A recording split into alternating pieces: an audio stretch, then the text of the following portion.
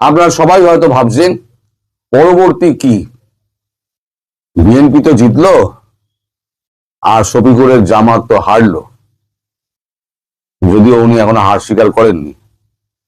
BNP 200-র উপরে vote পেয়েছে, 300 আসন সংসদের, জাতীয় সংসদের মোট 350, তার মধ্যে 50 জন তো মহিলাদের জন্য সংরক্ষিত, তাহলে 300 আসন।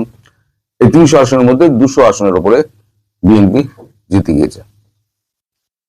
এখন শেষ মুহূর্তে এই যে খেলাটা ঘুরলো, জামাতের যে খেলা, সারা রাত ধরে ভোট মারা, সারা রাত ধরে আপনার দাঙ্গা হাঙ্গামা করা, পুরো দেশটাকে দখল করার একটা চক্রান্ত করেছিল জামাত। তার সঙ্গে চক্রান্তে যোগ দিয়েছিলেন আমাদের বলবো না, আপনাদের সেনাপ্রধান ওয়াকারুজ্জামান। তিনি তো বরাবরই জামাতি এবং জামাতের প্ল্যানিং উনি চলছিলেন।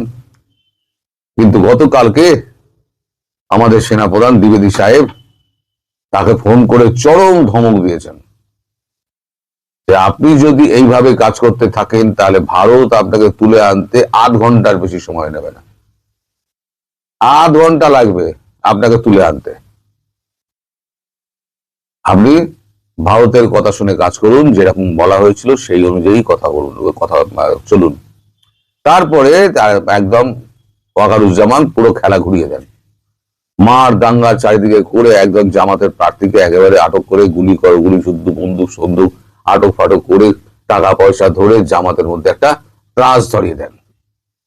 এদিকে আপনার আওয়ামী লীগ কর্মীরা তো ঘরের মধ্যে বন্দী, তার মধ্যে যতটা ইঞ্জিনিয়ারিং করা সম্ভব, রিগিং করা সম্ভব সব তো করে নিয়েছে। এখন হিসেব অনুযায়ী যদি অফিসিয়াল হিসেব ধরেন তাহলে 14%-এর বেশি ভোট পড়েনি, 14%, বাকিটা সব ভেজাল। আর বিএনপি ঘরে পুরো ভোটটা পড়েছে।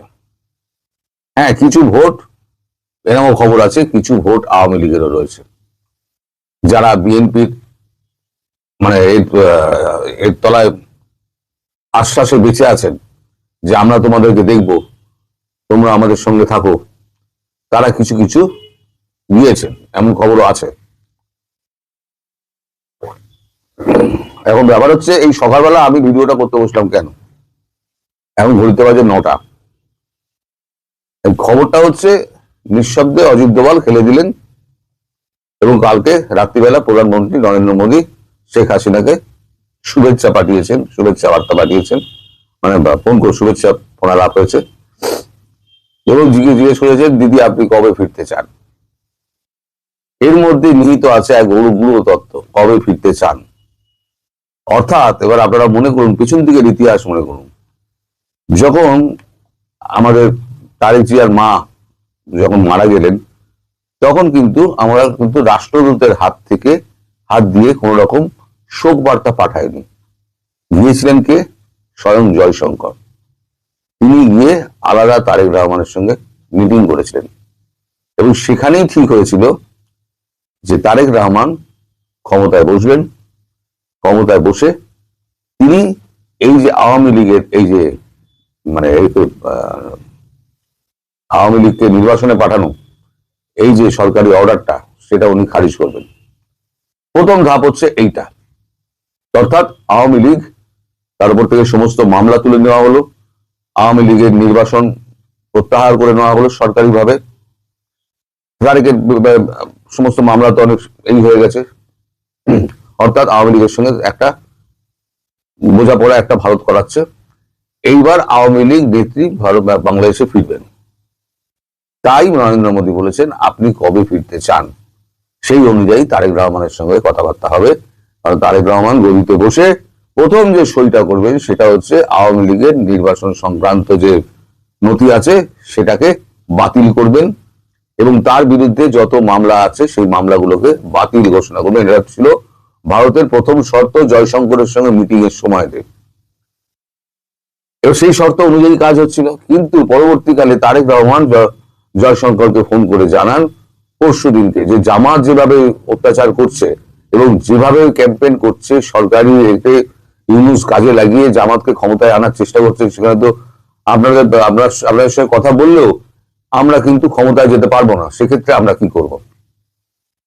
তারপরে কথা হয় অজিত দোভালের সঙ্গে। তারপর অজিত দোভালের বুদ্ধিতে হবে বা কিছু একটা হবে, আমাদের সেনাপ্রধান তারপরে ফোন করে চমকান হচ্ছে এই ওয়াকারুজ্জামানকে। ওয়াকারুজ্জামান বেসিক্যালি কিন্তু ভীতু মানুষ, সবসময় নিজে একটু বাঁচিয়ে চলেন, নিজের পেছনে বাটামটা যাতে না পড়ে সেই জন্য বাঁচিয়ে চলেন। ওয়াকারুজ্জামানের কাছে কাছে যখন এই ধমকটা গেল, তখন ওয়াকারুজ্জামান দেখলো আমি তো বিপদে পড়ে যাব। ভারতের কথা যদি শোনেন, সেনাপ্রধান বলেছেন ভারতের কথা যদি শোনেন তাহলে আপনি প্রাণে বেঁচে যাবেন এবং দেশেও থাকবেন, আর আপনি যদি বিদেশে যেতে চান সেটা আপনার ইচ্ছা, কিন্তু আপনার গায়ে কেউ হাত দেবে না। আর যদি আপনি তার অন্যতা করেন তাহলে আপনাকে তুলে আনতে আমাদের আধ ঘন্টা সময় লাগবে না, আধ ঘন্টা সময় লাগবে না আপনাকে তুলে আনতে, আপনি যেখানেই থাকুন, আমরা সব জানি। তারপরে এখন রণগ্রহণে তারপরে তো ওই কাণ্ড হয়। আপনাদের অনেকের মনেই প্রশ্ন ছিল, আমি গতকালকে ভিডিও যেটা করেছি সেখানে শেখ হাসিনার যে বার্তা আমি দিয়েছি সেখানে আপনারা সবাই লিখেছেন যে পরবর্তী কি। পরবর্তী হচ্ছে এইটা যে প্রথম ধাপে শেখ হাসিনা এই আওয়ামী লীগকে নির্বাসিত করা, সেই আদেশটাকে খালাস করে দেওয়া। দ্বিতীয় হচ্ছে আওয়ামী লীগ নেত্রীর বিরুদ্ধে সমস্ত মামলা প্রত্যাহার করা, মানে বাতিল করা।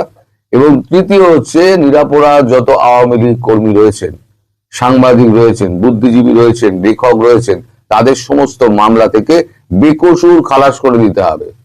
কোনো জামিন নয়, বেকসুর খালাস করে দিতে হবে। এগুলো কিন্তু শর্তের মধ্যে রয়েছে।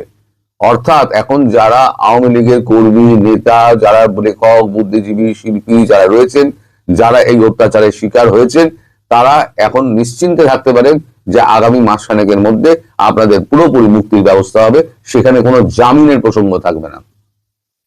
এবার শর্ত হলো শেখ হাসিনা যখন ফিরবেন তখন তিনি আবার নির্বাচনী কাজকর্ম শুরু করে দেবেন, আর এই সরকার টিকবে না।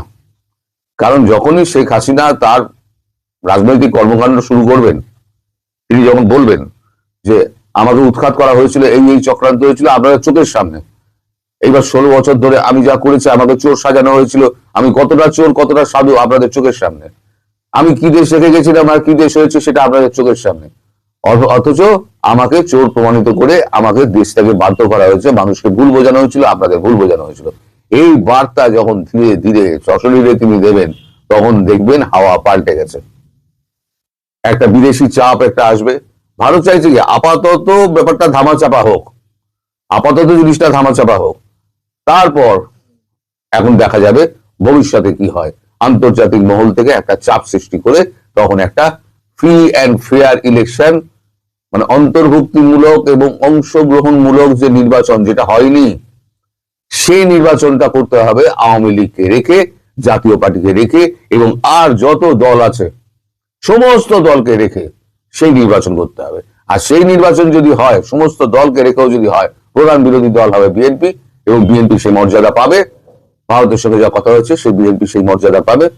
আর যদি যৌথভাবে তারা কোন রকম সরকার গড়ে বিএনপি এবং আওয়ামী লীগ, তাহলে হয়তো উপপ্রধানমন্ত্রী হতে পারেন তারেক জিয়া। অঙ্কে এমনও রয়েছে, উপপ্রধানমন্ত্রী হতে পারেন তারেক জিয়া। এখন পুরোটাই হচ্ছে ভাসমান। এই যে আমি যেটা বলছি আপনারা কোনোটাই ধরে নেবেন না যে এটাই হচ্ছে, এটা পুরোটাই হচ্ছে ভাসমান। কোনটা হবে কোনটা হবে না এটা আমি এখন আপনাদের বলছি বটে, এটা অনেক স্পেকুলেশন আছে, কখনো ধরে নেবেন না, আবার ভবিষ্যতে বলবেন না আপনি তো বলেছিলেন তো হলো না। এগুলো হচ্ছে স্পেকুলেশন, কূটনৈতিক মহলের স্পেকুলেশন, যে স্পেকুলেশনের কথাটা আমি আপনাদেরকে বলছি। অনেক কিছুই করতে পারে, এটা আবার উল্টোও করতে পারে, সম্পূর্ণ উল্টো করতে পারে, তখন আবার অন্য ব্যবস্থা হবে। তো এখন আপনাদের যেটা এরকম প্রাথমিক জিজ্ঞাসা ছিল সেটা হচ্ছে শেখ হাসিনা কবে ফিরছেন। শেখ হাসিনা খুব শীঘ্রই ফিরবেন। আমার সঙ্গে তার কোনো কথাবার্তা হয়নি, কিন্তু আমি কূটনৈতিক মহল থেকে যেটা জানতে পেরেছি, প্রধানমন্ত্রী মোদীর সঙ্গে কথা হয়েছে, প্রধানমন্ত্রী মোদী জিজ্ঞেস করেছেন দিদি আপনি কবে ফিরতে চান, উনি বলেছেন আমি যত শীঘ্র সম্ভব ফিরতে চাই, আপনারা ব্যবস্থা করুন। কারণ দেশ এখন শান্ত হবে, দেশকে এখন শান্ত করতে হবে। এখন আপনারা সবাই ভালো থাকবেন, সুস্থ থাকবেন, সাবধানে থাকবেন। নমস্কার। আপনারা সবাই হয়তো ভাবছেন পরবর্তী কি, বিএনপি তো জিতলো আর শফিকুরের জামাত তো হারলো, যদিও উনি এখনো হার স্বীকার করেননি। বিএনপি 200-র উপরে ভোট পেয়েছে, 300 আসন সংসদের, জাতীয় সংসদের, মোট 350, তার মধ্যে 50 জন তো মহিলাদের জন্য সংরক্ষিত, তাহলে 300 আসন। এই 300 আসনের মধ্যে 200 আসনের উপরে বিএনপি জিতে গিয়েছে। এখন শেষ মুহূর্তে এই যে খেলাটা ঘুরলো, জামাতের যে খেলা, সারা রাত ধরে ভোট মারা, সারা রাত ধরে আপনার দাঙ্গা হাঙ্গামা করা, পুরো দেশটাকে দখল করার একটা চক্রান্ত করেছিল জামাত। তার সঙ্গে চক্রান্তে যোগ দিয়েছিলেন আমাদের বলবো না, আপনাদের সেনাপ্রধান ওয়াকারুজ্জামান। তিনি তো বরাবরই জামাতি এবং জামাতের প্ল্যানিং উনি চলছিলেন।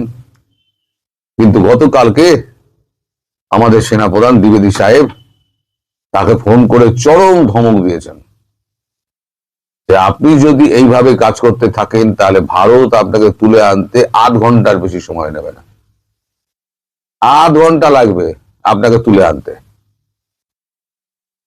আপনি